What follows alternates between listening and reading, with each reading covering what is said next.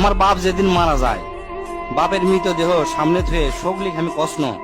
আমার বাপ যার কাছ থেকে টাকা ধার লিছে বা যাই যাই টাকা পায়, শোকলি আমার কাছে জানাবেন, আমি শোকলি ঋণ শোধ করে দেবো। এই কথা শোনার সাথে সাথে আমার বোন হাত ঝাঁকি দিয়ে হলো, ভাই তুই শোধ করবো কেঙ্গা করে? তুই তো আজ 5 বছর ধরে চাকরি নাই, বেকার থাকে, এতগুলো টাকা তুই কেঙ্গা করে শোধ করবো? বোনকে আমি আস্তে আস্তে অভয় দিয়ে কোনো চিন্তা করিস না বোন, বাপের সব ঋণ আমি শোধ করে দেবো, 1 টাকাও ব্যাংকে থমো না। পরের দিন সকালে ঘুমোর থেকে উঠতে না উঠতেই দরজা খুলে দেখি বারান্দার 4-5 জন লোক বসে আছে, পাওনাদার। দেখে আমার গাও ঘামে উঠলো। অকেরে কি কমো, আমার মুখের ভাষা আসলো না। রাতটা ঠিক মতো পার হবার দেয়নি, আসে হাজির। সামনে যাতে একজন খাড়া হলো, খাড়া হয়ে আমাকে করছে, আমি অমুক ব্যাংকত থেকে আসছি, আপনার বাপ তার বেটা বেটির নামে 20 লাখ টাকা ব্যাংকত থুয়ে গেছে, তাড়াতাড়ি ব্যাংকত আসেন।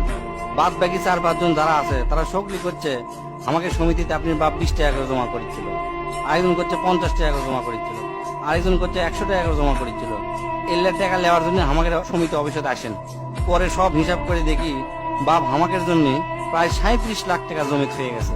টাকাগুলা হিসাব করতে করতে আমার একদিন রাতের কথা মনে পড়ে গেল।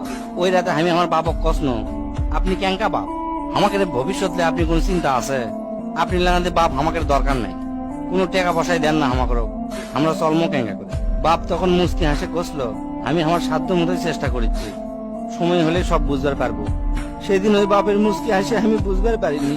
সেই দিন রাত ঠিকই আছে, কিন্তু বাপটা আমার নাই। মাঝে মাঝে রাতের বেলা আকাশের দিকে তাকে কই, বাবা আজ পর্যন্ত তোমাকে বুঝতে পারলাম না, তোমার উপর খালি রাগই করে গেছি, কিন্তু তোমাকে জোরে ধরে কোনোদিন আই লাভ ইউ করতে পারলাম না। আজ বুঝিচ্ছি, কৃষক তুমি 1 শার্ট পরে 3 বছর পার করেছিলা, কৃষক তুমি 1 স্যান্ডেল 32 বার সেলাই করেছিলা, তোমার কাছে ক্ষমা চাওয়ার সময়টাও দিলা না।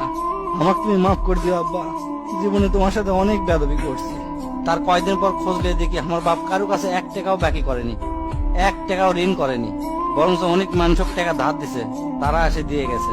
তাই তোর হাত পাও ধরে কই, দোস্তরা তোকে বাপ অনেকেই বেঁচে আছে, বাপের সাথে কোনোদিন বেয়াদবি করবো না। বাপ যে কি ভালোবাসে এখন বুঝবো না, পরে বুঝবো দোস্তরা।